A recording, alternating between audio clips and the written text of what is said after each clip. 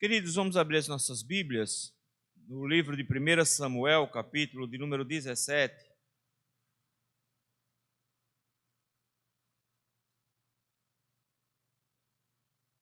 Primeiro Samuel, capítulo 17.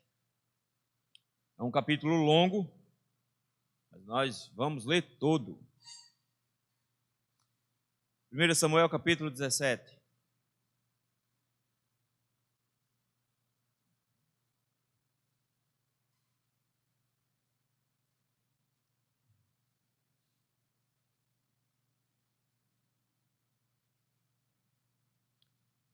Diz assim o texto bíblico: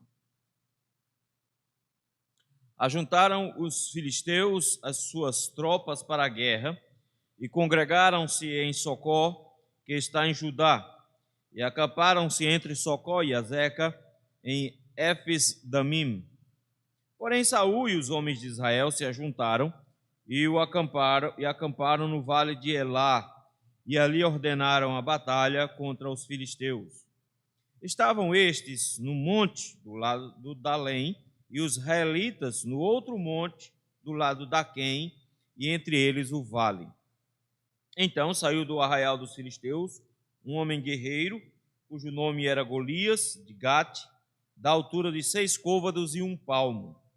Trazia na cabeça um capacete de bronze e vestia uma couraça de escama, cujo peso era de 5.000 siclos de bronze. Trazia caneleiras de bronze nas pernas e um dardo de bronze entre os ombros. A haste da sua lança era como o eixo de tecelão, e a ponta da sua lança de 600 siclos de ferro, e diante dele ia o escudeiro. Parou, clamou às tropas de Israel e disse: Para que saís formando-vos em linha de batalha? Não sou eu filisteu e vós servos de Saul? Escolhei dentre vós um homem que desça contra mim. Se ele puder pelejar comigo e me ferir, seremos vossos servos. Porém, se eu vencer e o ferir, então sereis nossos servos e nos servireis. Disse mais o filisteu: Hoje afronto as tropas de Israel. Dá-me um homem para que ambos pelejemos. Ouvindo Saul a todo Israel estas palavras do filisteu, espantaram-se e temeram muito. Davi era filho daquele Efrateu de Belém de Judá, cujo nome era Jessé, que tinha 8 filhos. Nos dias de Saul, era já velho e adiantado em anos entre os homens. Apresentando-se os 3 filhos mais velhos de Jessé a Saul, e o seguiram à guerra, chamavam-se Eliabe, o primogênito, o segundo Abinadab e o terceiro Samar. Davi era o mais moço, só os 3 maiores seguiram Saul. Davi, porém, ia a Saul e voltava para apacentar as ovelhas de seu pai em Belém. Chegava-se, pois, o filisteu pela manhã e à tarde, e apresentou-se por 40 dias. Disse Jessé a Davi, seu filho: Leva, peço-te, para teus irmãos um éfa deste trigo tostado e esses 10 pães, e corre a levá-los ao acampamento aos teus irmãos. Porém, estes 10 queijos, leva-os ao comandante de 1000, e visitarás teus irmãos e a ver se vão bem, e trarás uma prova de como passam. Saul e eles e todos os homens de Israel estão no vale de Elá, pelejando com os filisteus.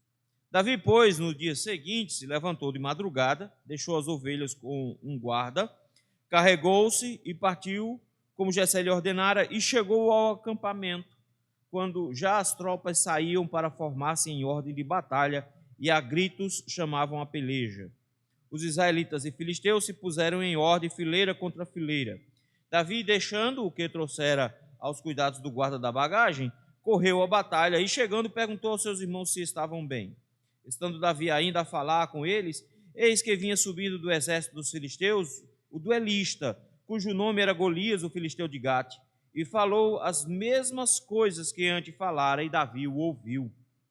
Todos os israelitas, vendo aquele homem, fugiram de diante dele e temiam grandemente. E diziam uns aos outros: Viste aquele homem que subiu? Pois subiu para afrontar a Israel. A quem o matar, o rei o acumulará de grandes riquezas, e lhe dará por mulher a filha, e a casa de seu pai isentará de impostos em Israel. Então falou Davi aos homens que estavam consigo, dizendo: que farão aquele homem que ferir a este filisteu e terá a afronta dos filhos de Israel? Quem é, pois, este incircunciso filisteu para afrontar o exército do Deus vivo? E o povo lhe repetiu as mesmas palavras, dizendo: assim farão ao homem que eu feri. Ouvindo Eliabe, seu irmão mais velho, falar àqueles homens, acendeu-se-lhe a ira contra Davi, e disse: por que desceste aqui? E a quem deixas aquelas poucas ovelhas no deserto? Bem conheço a tua presunção e a tua maldade. Desceste apenas para ver a peleja. Respondeu Davi: que fiz eu agora? Fiz somente uma pergunta. Desviou-se dele para outro e falou a mesma coisa, e o povo lhe tornou a responder como dantes. Ouvidas as palavras que Davi falara, anunciaram-nas a Saul, que mandou chamá-lo. Davi disse a Saul: não desfaleça o coração de ninguém por causa dele. Teu servo irá e pelejará contra os filisteus. Porém Saul disse a Davi: contra o filisteu não poderás ir para pelejar com ele, pois tu és ainda moço e ele guerreiro desde a sua mocidade. Respondeu Davi a Saul: teu servo apacentava as ovelhas de seu pai, quando veio um leão ou um urso e tomou um cordeiro do rebanho. Eu saí após ele e o feri, e livrei o cordeiro de sua boca. Levantando-se ele contra mim, agarrei-o pela barba e o feri e o matei. O teu servo matou tanto o leão como o urso. Este incircunciso do filisteu será como um deles, porquanto afrontou o exército do Deus vivo. Disse mais Davi: o Senhor me livrou das garras do leão e do urso, ele me livrará das mãos desse filisteu. Então disse Saul a Davi: vai-te, e o Senhor seja contigo. Saul vestiu a Davi de sua armadura, e lhe pôs sobre a cabeça um capacete de bronze e o vestiu de uma couraça. Davi cingiu a espada sobre a armadura e experimentou andar, pois jamais o havia usado. Então disse Davi a Saul: não posso andar com isto, pois nunca usei. E Davi tirou aquilo sobre si. Tomou o seu cajado na mão e escolheu para si 5 pedras lisas do ribeiro e as pôs no alforje de pastor que trazia, a saber, o surrão, e lançando mão da sua funda, foi-se chegando ao filisteu. O filisteu também se vinha chegando a Davi, e o seu escudeiro ia adiante dele. Olhando o filisteu e vendo Davi, o desprezou, porquanto era moço, ruivo e de boa aparência. Disse o filisteu a Davi: sou eu algum cão para vires a mim com paus? E pelos seus deuses amaldiçoou o filisteu a Davi. Disse mais o filisteu a Davi: vem a mim, e darei a tua carne às aves do céu e às bestas feras do campo.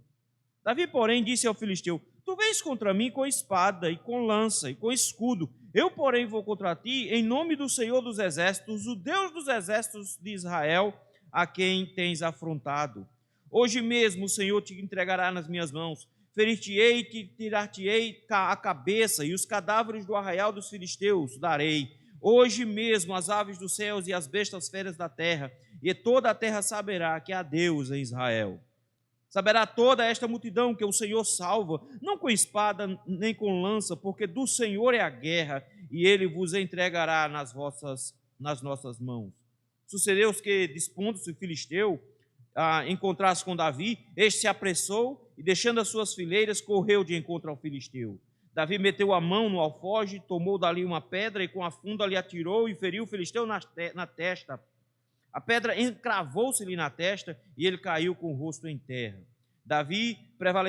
Assim prevaleceu Davi contra o filisteu com uma funda e uma pedra, e o feriu e o matou. Porém não havia espada na mão de Davi, pelo que correu Davi e lançando-se sobre o filisteu, tomou-lhe a espada e desembainhou-a e matou, cortando-lhe com ela a cabeça. Vendo os filisteus que era morto o seu herói, fugiram. Então os homens de Israel e Judá se levantaram e jubilaram e perseguiram os filisteus até Gate e até as portas de Ecrom. E caíram os filisteus feridos pelo caminho de Saaraim até Gate e até Ecrom. Então voltaram os filhos de Israel de perseguir os filisteus e lhe despojaram os acampamentos. Tomou Davi a cabeça do filisteu e a trouxe a Jerusalém, porém as armas dele pô-las Davi na sua tenda. Quando Saul viu sair Davi a encontrar-se com os filisteus, disse a Abner, o comandante do exército: de quem é filho este jovem, Abner? Respondeu Abner: tão certo como tu vives, ó rei, não sei. Disse o rei: pergunta, pois, de quem é filho este jovem? Voltando Davi de haver ferido o filisteu, Abner tomou e o levou à presença de Saul, trazendo ele na mão a cabeça do filisteu. Então Saul lhe perguntou: de quem és filho, jovem? Respondeu Davi: filho de seu servo Jessé, belemita. Vamos orar? Senhor meu Deus, graças te rendemos, Senhor, te louvamos e bendizemos o nome. Te rogamos, meu Pai, nesse instante, que o Senhor, no nome de Jesus, nos dê sabedoria para lidarmos com esse texto, que o Senhor nos fale ao coração e nos oriente. É no nome santo de Jesus Cristo que nós te rogamos. Amém. Meus irmãos, esse texto, com certeza, você já ouviu pelo menos umas 2 ou 3 pregações nele. É um dos textos mais conhecidos do Antigo Testamento. É uma história de heroísmo e, consequentemente, ela se espalhou bastante. E você, com certeza, já ouviu alguém pregar nesse texto e já viu provavelmente a seguinte interpretação: que os gigantes são os seus problemas, e os famosos gigantes da vida. Só que a minha pergunta é: será que essa é a maneira correta de tratar esse texto? Será que é essa a lição que o Senhor quer nos ensinar? Que nós somos como esse Davizinho na frente dos gigantes, que nós vamos vencer os gigantes? Não parece ser essa a ênfase que o autor do livro de Samuel está querendo dar. Ele quer nos mostrar algo mais, e ele faz isso quando ele aponta os detalhes aqui no texto. O que aconteceu, na verdade, meus irmãos, é que Jonatas precipitou uma batalha contra os filisteus. A batalha estava indo muito bem, lembra-se, foi só Jonatas e o seu escudeiro que começaram a guerra. A batalha estava indo muito bem, mas Saul só atrapalhou no meio do processo. Saul, com aquela visão religiosa dele, se embananou todinho antes de atacar, porque ele queria a arca não chegou, e depois ele correu sem a arca. Depois ele inventou de fazer um voto de jejum no meio de uma guerra, quando o exército podia ter ido à frente. Por causa desse voto de jejum, o povo não teve força para perseguir os filisteus, e o povo ainda quebrou o voto, aliás, quebrou a lei do Senhor quando comeu carne com sangue, tanta fome que eles estavam passando, e aí perdeu-se o clima e a oportunidade, e aí não foi possível vencer naquele dia os filisteus por completo. Só foi por culpa de Saul. E a Bíblia nos diz que como Saul desobedeceu uma última vez ao Senhor, o Senhor retirou dele o seu espírito e colocou nele um espírito mau, um espírito que o atormentava, e só Davi, tocando a sua harpa, o acalmava. Talvez por conta dessa instabilidade emocional, psicológica de Saul, e por causa daquela derrota vergonhosa que os filisteus tiveram, eles se reagruparam, se reorganizaram e resolveram enfrentar novamente o exército de Israel, se aproveitando justamente da fragilidade do rei agora. E o capítulo 17 é justamente esse momento. É o momento em que vai haver um confronto, mais um confronto, entre Israel e os filisteus. Mas dessa vez é bem diferente. É bem diferente não necessariamente pelo porquê eles vão enfrentar, porque esse povo já estava lá fazia tempo, mas é diferente por quem vai enfrentar. Porque se você prestar atenção, as vitórias de Saul são estranhas. As vitórias de Saul, ele ganha quando o povo ganha. Ele ganha quando o filho dele ganha. Então, ele nunca ganha sozinho, já notou? Ele não é aquele cara que vai à frente. Mesmo sendo alto, bonito, forte, rico, ele não é o guerreiro que vai à frente. Ele não consegue fazer isso. Mas o Senhor acabou de ungir um outro rei para si. Capítulo 16, o Senhor ungiu Davi. E nós vimos que Davi é bem diferente de Saul. Por isso que logo de cara Samuel escuta da parte de Deus que Deus não vê como o homem vê, por isso que ele não deveria se atentar para a aparência. E aí Davi, que nem a própria família considerava, porque o pai junta os filhos para apresentar para o sacerdote, nem para chamar Davi, só chamou porque Samuel mandou, e os irmãos parece que não gostam muito de Davi também, porque Davi é o caçula, e como os outros irmãos já são todos homens, Davi não tem muita importância. A gente precisa lembrar que se a cronologia que é feita da história de Davi, Davi, ele nasceu aí no século 1080, no ano 1080, mais ou menos, antes de Cristo, por aí. Se a cronologia estiver correta, Davi tem aqui entre 15, 16, 17 anos no máximo. No máximo. Ele é um garoto, na verdade. E por isso mesmo, os seus irmãos, que já são homens grandes e fortes e guerreiros, eles não olham nem para Davi. Davi é o porcariazinho, ponta de rama, que nasceu por último. Não tem direito a nada, não vale nada. É esse homem que vai ser o grande destaque aqui no texto. O texto nos diz que eles se organizaram para a batalha, e a região é muito bem montada aqui. O texto diz que foi na região de Judá, e é interessante porque o texto começa e termina falando dessa região, porque vai dizer que a batalha foi na região de Judá, e o texto termina dizendo que Davi é filho de Jessé, o belemita. Então, a ênfase aqui o tempo todo é o lugar e as pessoas que estão batalhando. Eles vão para uma região chamada Elá, é onde Israel fica, é uma região com 2 montanhas e um vale no meio. A gente precisa entender que as guerras daquela época eram travadas de uma forma diferente. Elas tinham uma espécie de ética que regia. Os 2 exércitos ficavam separados, esperando a hora da batalha, que geralmente acontecia logo pela manhã. Quando o dia estava raiando, os exércitos se organizavam em 2 fileiras, uma de cada lado, e aí, meu amigo, era um para frente do outro, porque a ideia era quem tem mais força, maior habilidade, ganha. Então, era um de frente para o outro e confrontando. Tem esse negócio de atirar de longe, não. Você tem que ir para cima mesmo. Então, eles faziam isso, não só uma vez, eles faziam isso várias vezes e ficavam afrontando uns aos outros, ficavam xingando uns aos outros, até o camarada criar ódio e ir para cima. Então, eles ficavam assim o tempo inteiro. Então, ficar os 2 numa montanha e ter um vale no meio é porque o vale era o melhor lugar onde você podia brigar. Porque brigar numa região acidentada, você podia escorregar, e se escorregasse, estava morto. Então, você tinha um vale, você tinha uma região melhor. Foi isso que eles fizeram. Montaram-se, então, nesse vale de Elá. O detalhe é que aqui tem um guerreiro diferenciado. O texto nos diz que, no versículo 4, saiu um guerreiro cujo nome era Golias. O texto nos diz que Golias é da região de Gate. E aí a gente tem uma série de dificuldades. E o texto traz essas dificuldades mesmo. Porque o texto chega agora e diz assim que esse homem tinha 6 côvados e 1 palmo de altura. Por que o texto faz questão de dizer que ele era de Gate? É que existe no livro de Josué um grupo chamado Anaquins. Esse grupo foram aqueles que, quando os espias entraram na terra, viram.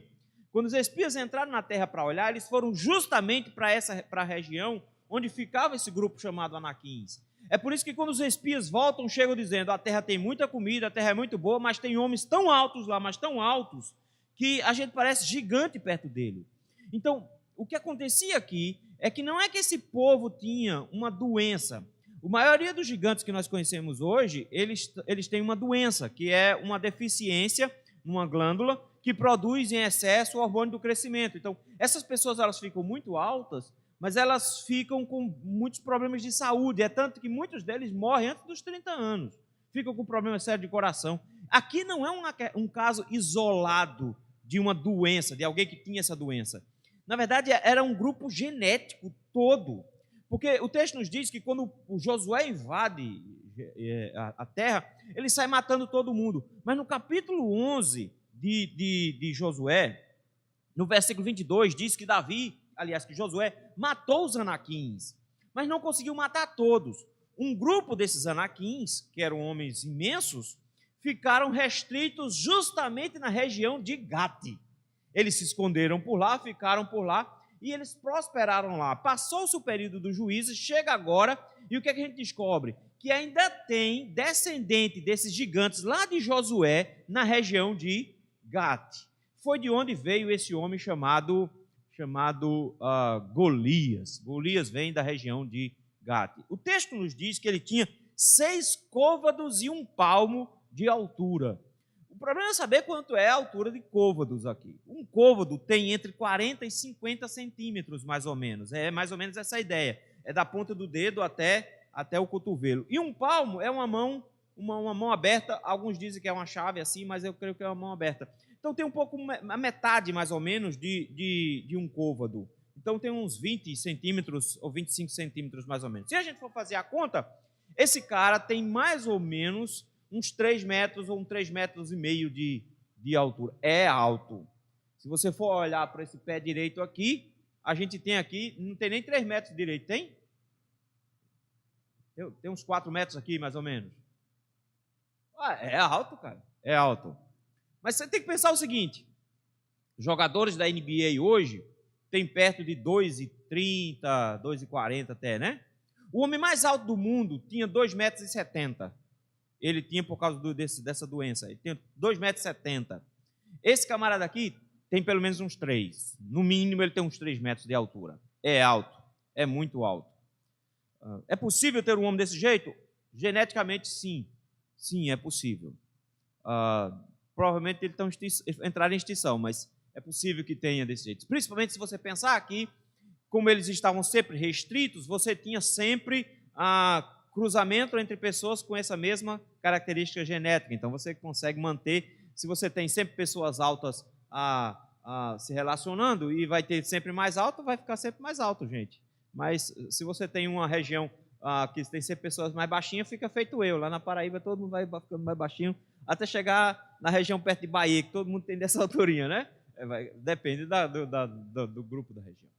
Esse cara aqui é alto, ele tem mais de 3 metros de altura. E o texto faz questão de dizer que ele não era compridão, não era aquele cara compridão. Esse cara era muito forte, ele era grande mesmo. Ele era tão grande a ponto que o texto começa a mostrar a estrutura da sua armadura.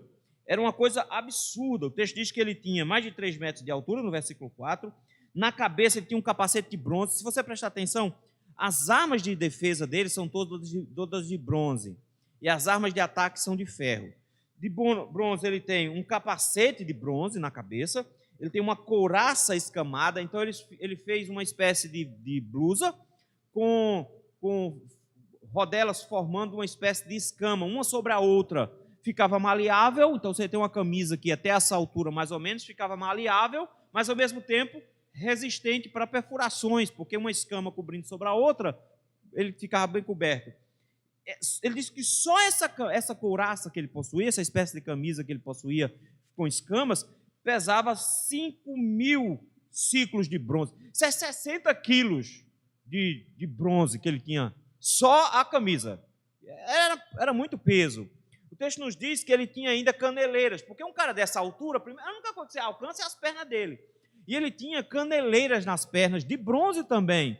Então ele fez proteção para as pernas. Ele tinha um dardo de bronze nos ombros também. O texto nos diz que a lança dele parecia mais um eixo de tecelão. Era uma barra de madeira, mais ou menos, dessa grossura assim, alto, com mais de 3 metros de altura. A ponta da lança era de ferro.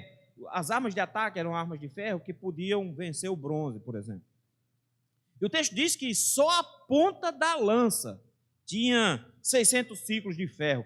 Meu irmão, isso é 7 quilos de ferro, só a ponta da lança do cara.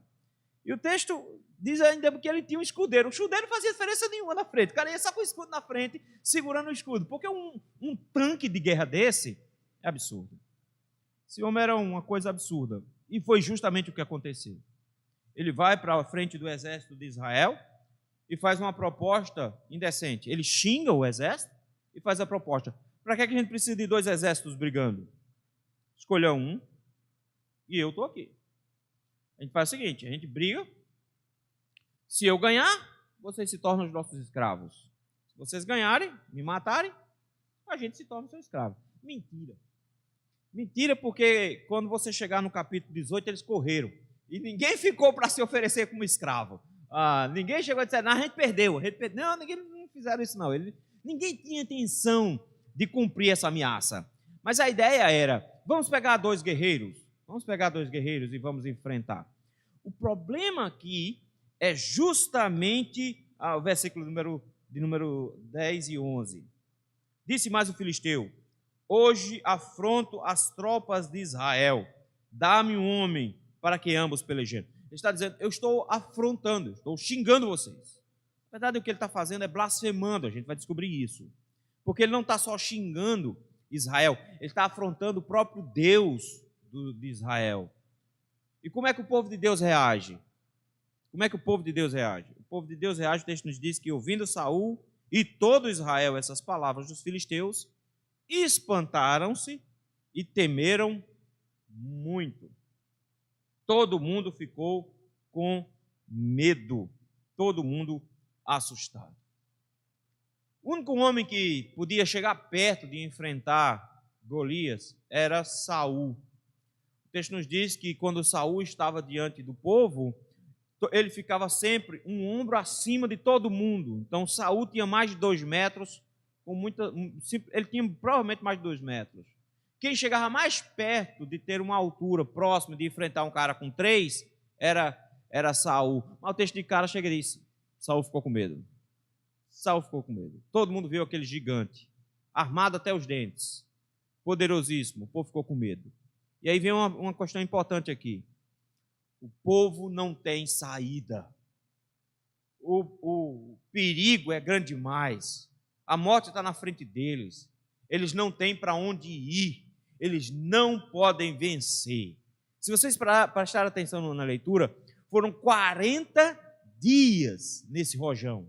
40 dias. Todo mundo pronto para a batalha, todo dia de manhãzinha. Todo mundo se levantava, ia para a fileira, ele vinha, xingava todo mundo ficava com medo e acabou.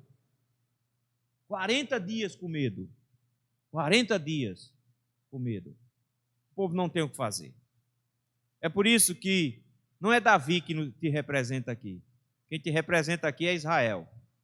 Diante de um perigo, diante de um problema impossível de ser selecionado. E aí nós descobrimos que a primeira característica que o texto nos apresenta é o medo do povo. Todo mundo com medo. Só que de repente o texto muda e para de falar de Golias. Notou que a ênfase o tempo todo era Golias é imenso. É uma coisa absurda. Agora o texto diz, deixa eu falar de outra pessoa. Versículo número 12, diz assim, Davi. O texto já começa assim, Davi era filho daquele Efrateu de Belém. Já foi dito isso, mas ele faz questão agora de colocar tudo de novo no lugar, porque ele quer explicar o que está acontecendo.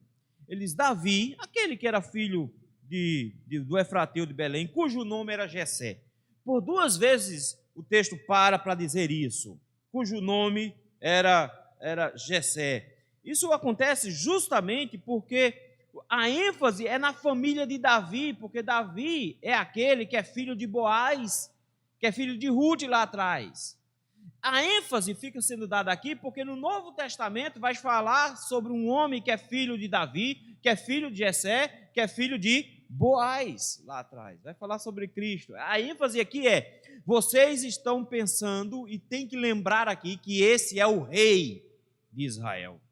Esse é o rei de Israel.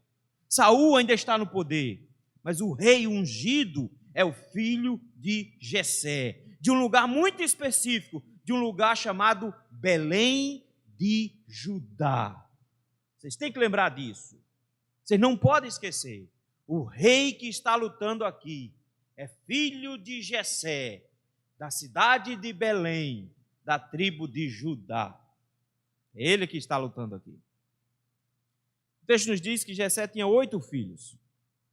E os mais velhos tinham se colocado no exército. Afinal de contas, eram homens grandes, fortes, poderosos e mais velhos. Aí ele diz, 3 desses filhos foram para a guerra. Em especial foi Eliabe, o mais velho, Abinadab e Semá. Os 3 mais velhos foram para a guerra. Davi é ponta de rama.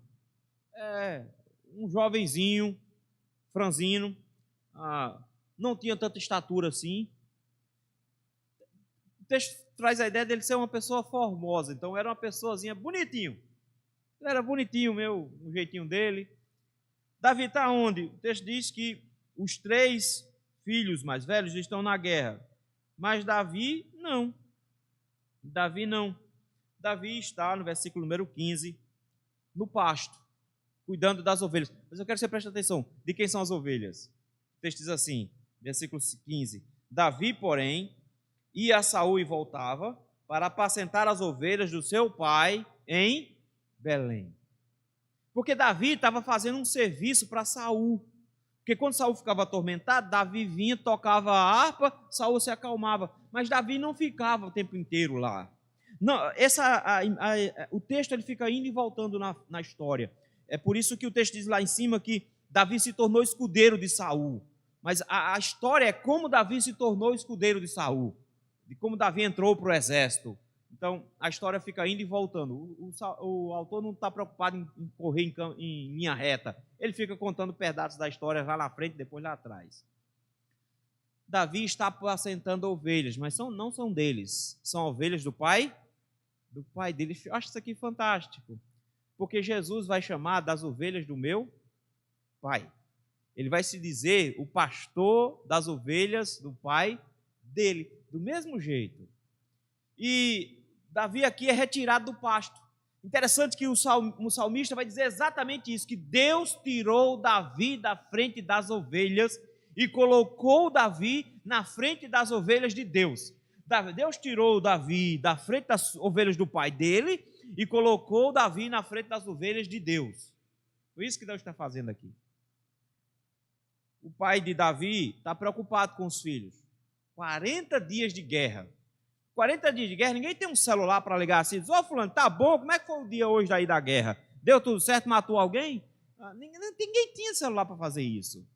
40 dias depois, Jessé está preocupado, porque ele não sabe se eles estão ganhando a guerra, ele não sabe se eles estão perdendo a guerra, ele não sabe nem se os 3 filhos estão vivos. Então ele tem uma estratégia, ele chama Davi e diz, Davi, faz o seguinte, vai levar comida para eles. Porque naquela época, tinha esse negócio do exército ser sustentado pelo Estado, não. Cada soldado tinha que arranjar um jeito de arranjar comida. Então, a família mandava comida para o soldado. Aí ele chega, não, vai levar umas comidas para ele. Vai levar comida interessante. Grãos tostados, grãos de trigo, eles pegavam o grão de trigo, assavam, ficava crocantezinho. Vai levar esses grãos para eles. Alguns pães também. Mas não dá para chegar lá no exército com a marmitinha e dizer, olha aqui, olha, a gente vê. Não, tem que levar alguém para o comandante também. Então leva aí uns 10 queijos aí para o comandante, e o comandante se entete com os queijos, você entra com os pães. Então a ideia era, dá um agrado lá para ele também, vá lá. Mas era um subterfúgio. O que era que ele queria? Ele diz, eu quero que você vá, versículo 18, e veja se eles estão bem. E me traga alguma prova de que eles estão bem. Então, traga alguma prova de que os 3 estão vivos, para não ficar mentindo para mim, dizer, não, já mataram um, e não me dizer isso. Não, chega lá e traga-me alguma prova de que os três estão bem. Os 3 também. E o texto nos diz que de madrugada, Davi se levantou cedo para obedecer ao seu pai. Eu acho isso aqui incrível. Davi se levanta cedo para obedecer, madrugada, pega o material, joga nas costas e vai para o acampamento, no versículo 20. Chegando no acampamento, ele chegou cedo, então ele viu que o exército estava se organizando para batalha. Era uma gritaria nessas horas, porque um gritava de um lado, outro gritava do outro, corre, pega a lança, pega a espada, pega isso, aquilo outro, para ficar na fila, e você ficava estimulando os soldados, para que eles tivessem coragem e tal. Então ficavam gritando o tempo inteiro. E ele chegou na hora desse alvoroço, está todo mundo se juntando lá, e o que é que ele viu? Estava lá todos os 2 exércitos enfileirados. Davi é um jovem, curioso. Chegando lá, o texto nos diz que ele pegou o material que ele trouxe, a comida, botou junto com a bagagem. Não adianta, porque como é que ele vai entregar comida se o povo está na hora da guerra, né? Deixou a comida lá com o pessoal da bagagem e foi lá ver se os irmãos pelo menos estavam vivos ainda, tentar encontrar os irmãos, e chegando lá, quem aparece? Por 40 dias, de novo aparece Golias. E nós vimos uma coisa interessante aqui, que Davi era um rapaz que tinha, além de humildade, porque ele já estava trabalhando para o rei, mas ele continua servindo ao pai dele, e tinha obediência, porque ele está com uma dupla jornada agora. Ele trabalha para o rei, trabalha para o pai, cuida das ovelhas do pai dele. E quando o pai dele diz, eu tenho uma coisa para você fazer, ele não fica enrolando. No outro dia de manhãzinha, ele já está lá. Ele obedece sem nem sequer questionar. Essa característica é importante. Enquanto o povo está morrendo de medo, Davi, ele está obedecendo. sendo. Mas quando Davi chega lá, a recepção não foi das melhores. O texto nos diz, a partir do versículo 24, que o povo estava morrendo de medo.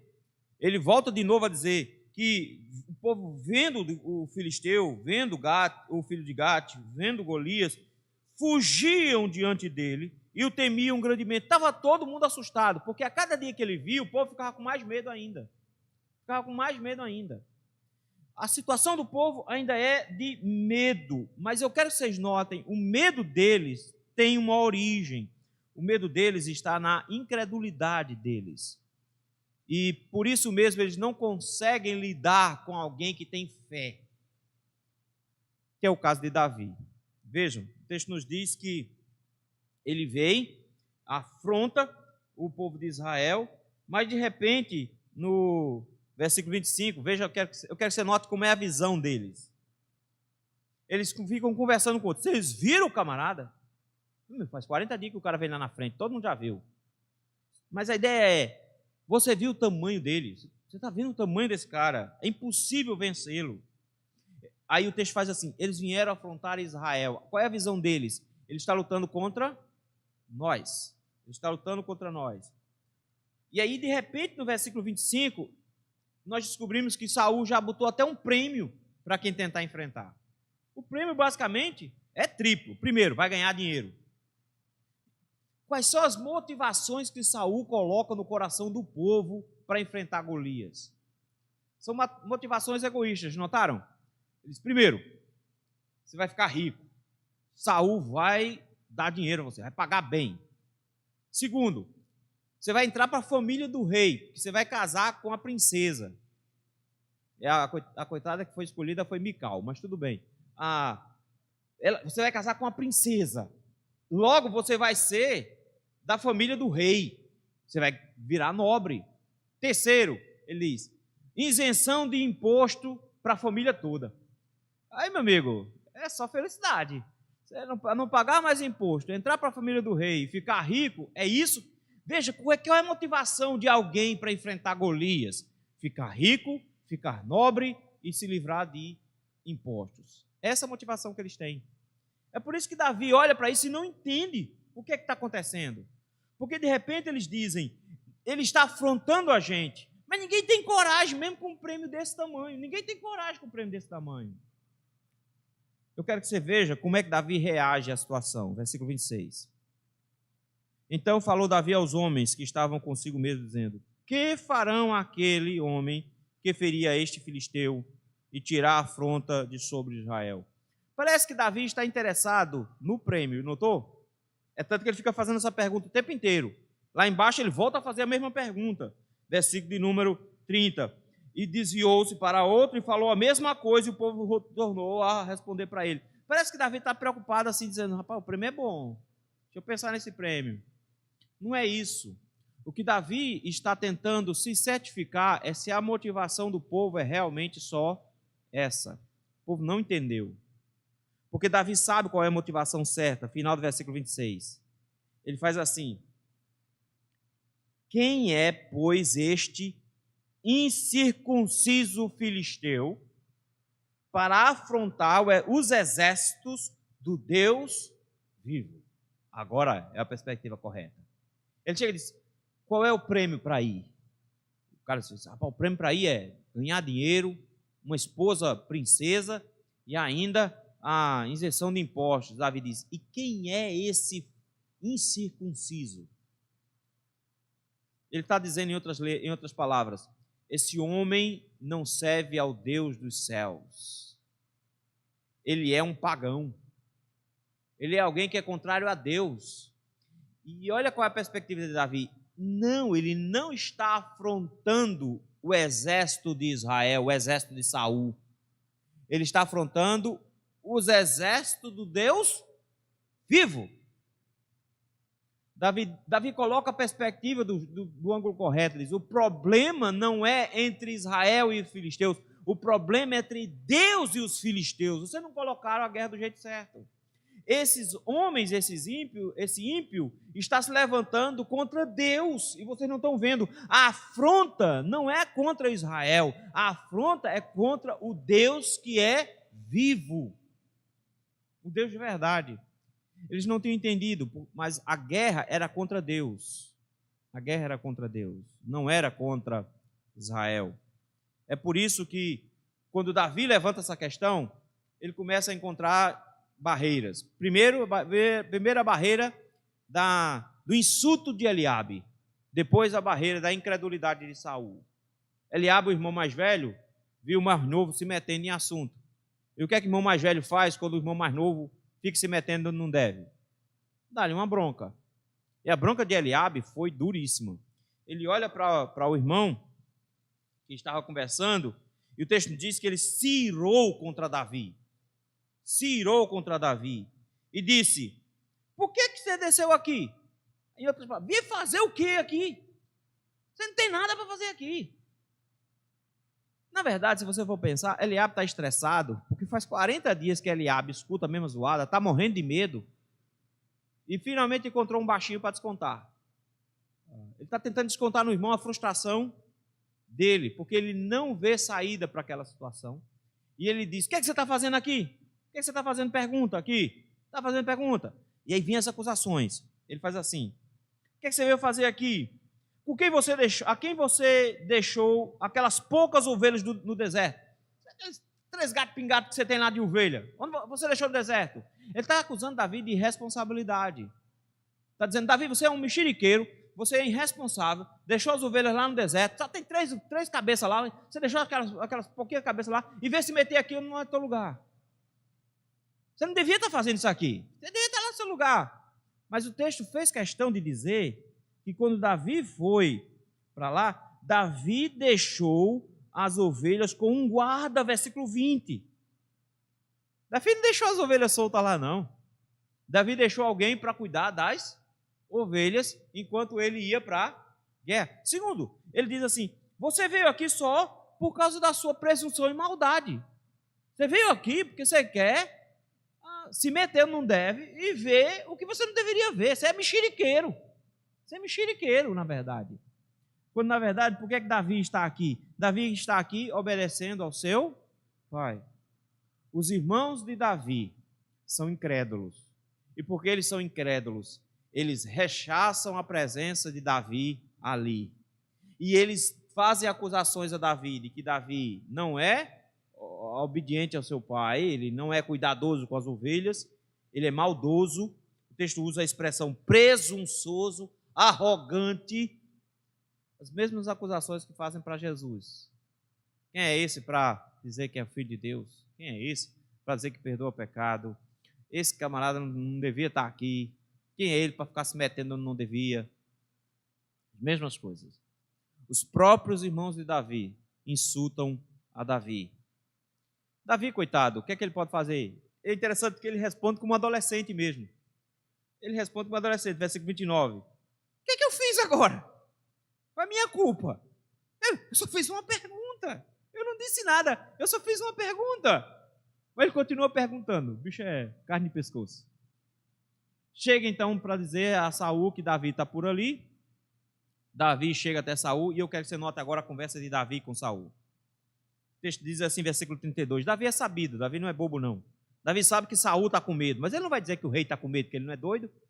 Ele chega aqui e diz assim: não desfaleça o coração de ninguém. Não fique assustado, não. Ele está dizendo que ninguém fique assustado. Ele não faz uma acusação direta. Sabe por quê? O teu servo vai brigar. Você acabou de arranjar alguém para brigar. Meu amigo, 17 anos, pequeno, 1,60 m, 1,60 m e pouco, cabelinho vermelho, branquinho, magrelinha. Chega e diz: eu enfrento o cara de 3 metros. Eu enfrento. Saul chega e diz: meu filho, você não entendeu a bronca. Adolescente, né? Metido a arrogante. Você não entendeu, meu filho. Você não pode ir contra ele. Duas coisas. Você é muito jovem e ele, cara, ele já é um homem que foi treinado desde criança para ser um guerreiro. Então é um cara com muita habilidade. Como é que eles enxergam o problema? A afronta é contra Israel e o guerreiro, ele é invencível. É isso que eles enxergam, só isso que eles veem. Eles não conseguem ver a fé de Davi. Do mesmo jeito que Saul não viu a fé de Jonatas lá atrás. Não consegue ver a fé. E porque não consegue ver a fé, ele não vê saída. Mas olha o que é que Davi vê. Versículo número 34. Davi vê o passado dele, de como Deus já lidou com ele. Davi vê ele tem uma visão correta do que está acontecendo agora. E ele tem a fé que faz ele enxergar o que vai acontecer no futuro. Olha esses 3 eventos. Ele diz assim, olha, deixa eu contar uma história para você, do passado. Eu apacentava as ovelhas do meu pai. Pela segunda vez o texto para dizer que as ovelhas não eram dele, as ovelhas eram do pai dele. Ele disse, as ovelhas do meu pai já passaram por muita situação difícil. E já enfrentei um urso ou um leão. Não é que ele enfrentou um ou outro. Ele já, hora ou outra, eu já enfrentei uma dessas coisas aqui. E ele fica contando as 2 histórias ao mesmo tempo. Por isso que essas histórias se embananam. Ele diz, eu enfrentei um leão e um urso. E o texto nos diz assim, e um urso veio e pegou uma ovelha do rebanho, eu o feri, tirei o cordeiro da boca dele, e eu agarrei ele pela barba, e eu o feri e matei. Por que Davi chama um leão e um urso? O leão pela sua agilidade e força, mesmo que seja um animal relativamente pequeno, um leão fica nessa altura mais ou menos, mas o urso não. Um urso em pé tem a altura de Golias. O urso em pé tem na faixa de 3 metros de altura. Aí ele chega e diz, se é para enfrentar um bicho grande, eu já enfrentei um do mesmo tamanho. Eu já enfrentei um bicho. Porque ele olha para Golias como se fosse um animal. Ele não vê Golias como alguém, ele vê Golias como um bicho. Porque Golias é um incircunciso, versículo 36. Olha aí. O teu servo matou tanto o leão como o urso. Este incircunciso, que é um bicho para mim, como qualquer outro, esse incircunciso filisteu será como um deles. Mas por que ele está enxergando Golias como um circunciso, como um animal? Final do versículo. Porquanto afrontou os exércitos do Deus. De novo Davi entende. Qual é o problema? Afrontou o exército do Deus vivo. Saul, diante da sua incredulidade, não consegue ver isso. É por isso que Davi diz no versículo 37, o Senhor me livrou das garras do leão e do urso. Saul, você não entendeu. Eu só consegui matar um urso porque Deus me fez matar um urso. Eu só consegui matar um leão porque Deus me deu forças para matar um leão. Então, o mesmo Deus que me livrou de um leão e do urso, vai me livrar desse filisteu. Davi crê no Senhor. Saul crê em armadura. Bota a armadura no menino. 2 metros, 1,60 m. Davi botou a armadura. Não se sabe ao certo se Davi botou a mesma armadura de Saul, ou era uma armadura que Saul tinha disponível. Mas o que a gente sabe? Davi não sabe vestir-se daquele jeito. Botou a armadura, botou couraça, sapatão. Quando botou a espada do lado, tentou andar, o texto diz, ele nunca tinha vestido uma roupa daquela, ele tentou andar e não conseguiu. Como é que Davi vai lutar? Qual é a roupa que o rei de Israel, de Belém de Judá, vai usar para lutar? Versículo de número 40. Tomou um cajado na mão. Cajado é uma arma? É, mas para arma para quê? Para cuidar de ovelha. Escolheu 5 pedras na beira do rio. As pedras, a quantidade de pedra não faz diferença nenhuma. Ele só pegou 5. Colocou dentro do alfoge, do surrão, uma espécie de bisaco, uma sacola que ficava lateral. Você passava aqui, ficava uma sacola do lado. Quem já, menino que já caçou com boleadeira sabe o que é. É fácil de enfiar a mão dentro. Davi pega então uma funda, que era um instrumento perigoso. A Bíblia vai dizer em Josué, nós lemos isso, que em Israel tinha uma tribo que acertava um fio de cabelo com a funda, os caras eram muito precisos. Davi usava esse instrumento como um instrumento de criança. Isso era uma arma de criança, para justamente cuidar de ovelha. Davi vai vestido como um pastor para a guerra. Davi se veste de pastor. Ele não tem a aparência de um guerreiro. Ele está lá na frente de um exército, ele vem com um bisaco, uma funda na mão, um cajado na outra. Ele é um pastor de Israel para enfrentar. Agora vai juntando. O pastor rei de Israel, de Belém, de Judá, entrou na guerra. É só isso. Quando Golias viu aquilo, mais insultos. Eu sou um cachorro para ser matado a pau? Que ele vem com um pau na mão. Eu sou um cachorro para estar matando. E o texto nos diz que ele xinga pelos deuses dele, que era como fazia, e diz: hoje mesmo eu vou dar a sua carne para passarinho comer. Os bichos vão comer a sua carne hoje, eu vou estraçalhar você. Davi então mostra que a intenção dele não é engrandecimento pessoal. E aí entra o último aspecto aqui do texto. Davi mostra que o que ele queria com a sua fé era glorificar a Deus. O discurso de Davi é fantástico. Vejam comigo aí, no versículo número 45. Davi disse ao filisteu: tu vens contra mim com espada, com lança e com escudo. Qual era a primeira coisa que você via além da altura de Davi? Aliás, da altura de Golias? Era o armamento dele. Espada, escudo, lança. Você vem a mim contra isso. Davi diz: eu venho com um cajado do poder. Não, ele não diz isso. Ele não diz isso. Ele diz: eu vou contra ti em nome do Senhor dos exércitos, o Deus dos exércitos de Israel, a quem você afronta. Davi tem a perspectiva correta. Ele chega e diz: eu vou contra você, não em meu nome, não em nome do exército, mas eu vou em nome daquele em quem você afronta, do seu inimigo de verdade. E o seu inimigo é Deus. E ele diz mais: o Senhor vai te entregar na minha mão hoje, versículo 46. Eu vou ferir você, e eu vou tirar a sua cabeça. E o que você disse que ia fazer comigo, que era dar o meu corpo para as aves e as bestas do campo me comer, eu vou fazer isso com o seu corpo hoje. E eu vou fazer isso hoje, versículo número 46, para que toda a terra saiba que Israel tem um Deus. Quem é o mérito da batalha? Ele diz: o mérito vai ser de Deus, para que todo mundo saiba que Deus batalha as guerras de Israel. Ele se coloca como representante de Deus, porque quando Deus dá uma vitória para Israel, era para que todo mundo soubesse. Os salmos dizem isso o tempo inteiro. O Salmo 67 disse isso: abençoe-nos Deus, e todos os confins da terra o temerão. Quando o povo chegou diante de Jericó, qual era o medo deles? Esse é o povo cujo Deus destruiu o Egito. Ele diz: eu vou ter uma vitória hoje, não para que o meu nome seja engrandecido, mas Deus vai ter o seu nome conhecido em cada canto do mundo, por causa dessa vitória de hoje. Quem vai ser glorificado é Deus.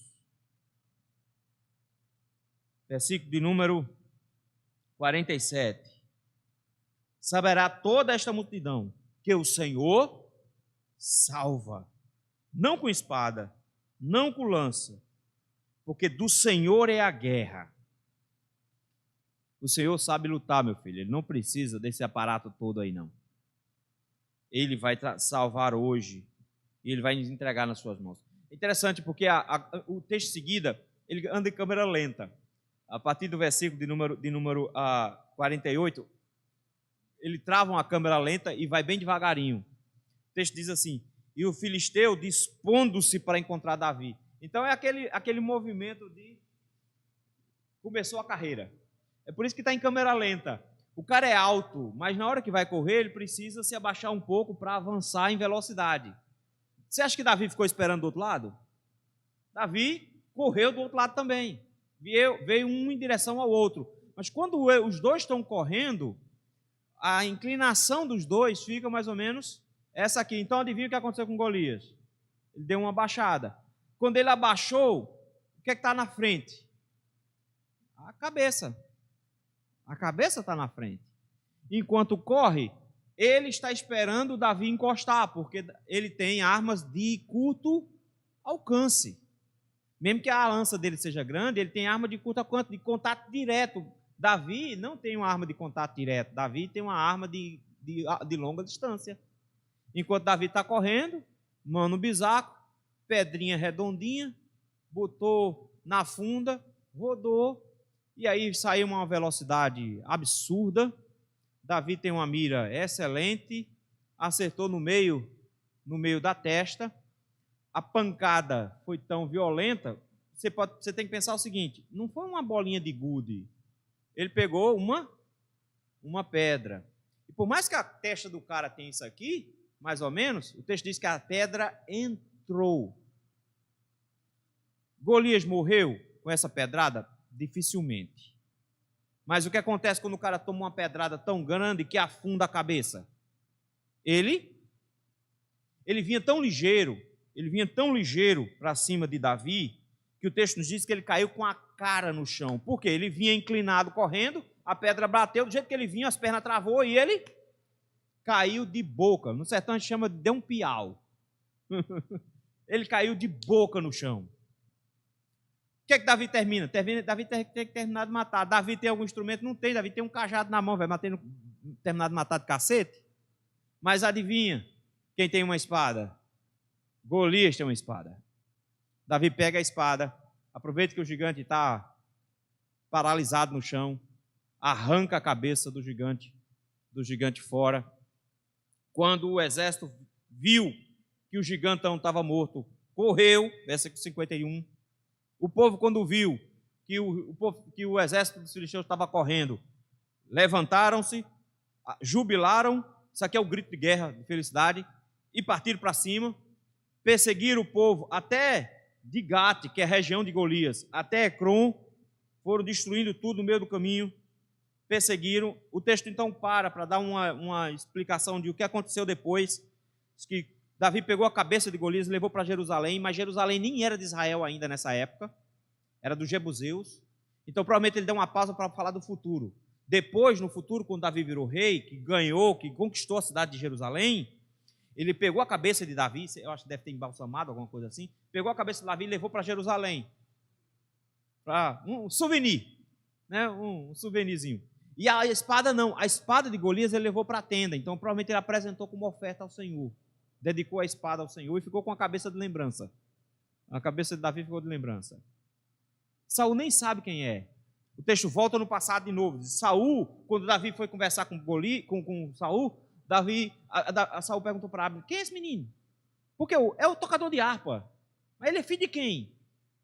Sei não porque ele é filho não. O texto voltou na história, notou? O texto voltou, a partir do versículo 55, o texto voltou para a conversa lá de Saul com Davi antes da guerra. Para que voltou? Voltou só para dizer: vocês precisam saber quem é esse rapaz. Ele é o filho de Jessé, da cidade de Belém, da tribo de Judá. Quem venceu hoje foi o pastor de Israel, da tribo de Judá, nascido em Belém. Ele venceu.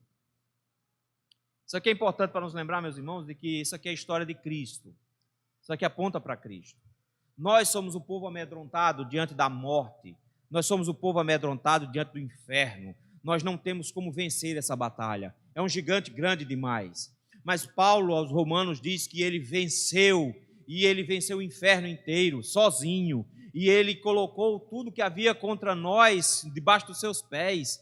Que o último inimigo que ele vai vencer é a morte, mas que o povo do Senhor pode descansar tranquilo, porque quem vence as nossas batalhas, quem vence a nossa batalha é o pastor de Israel, aquele que cuida das ovelhas do seu pai, que não veio vestido como um rei guerreiro, ele veio vestido como um pastor, que enfrentou os nossos reais problemas, enfrentou o nosso pecado, a nossa morte e o inferno. Ele enfrentou tudo isso e saiu vitorioso. Jesus, ele é a nossa salvação. E ele fez tudo isso baseado na confiança que ele tinha no seu Pai, de forma que quem será glorificado no final é o seu Pai, que viu a salvação do seu povo.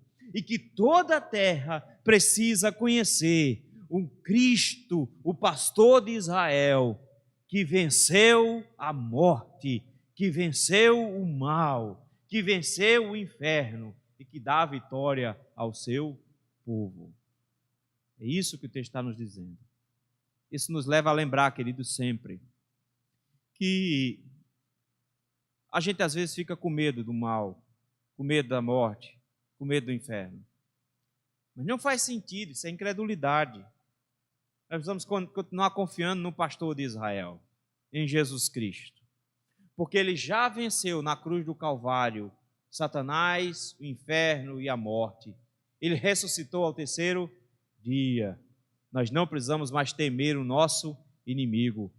Jesus, o pastor de Israel, o pastor das ovelhas do seu pai, vestido de pastor, já lutou, já venceu, o filho de Davi, da tribo de Judá, da cidade de Belém. Ele já venceu. Vamos orar? Meu Deus, meu Pai, ajuda-nos, ó Senhor, a mantermos essa verdade sempre em nossa mente, de que o Senhor, o Rei de Israel, o pastor de Israel, venceu em nosso lugar. Que nós, por muitas vezes, ficamos assustados diante da morte e do inferno, de Satanás e de seus anjos. Mas o Senhor, meu Deus, na sua simplicidade, humildade e obediência, venceu o nosso inimigo, de forma que hoje nós somos vitoriosos por meio do Senhor Jesus. Dá-nos essa certeza no coração, para que não venhamos a temer dos nossos inimigos, mas confiados no Senhor, nos tornarmos vitoriosos contigo. No nome de Cristo que nós te oramos. Amém.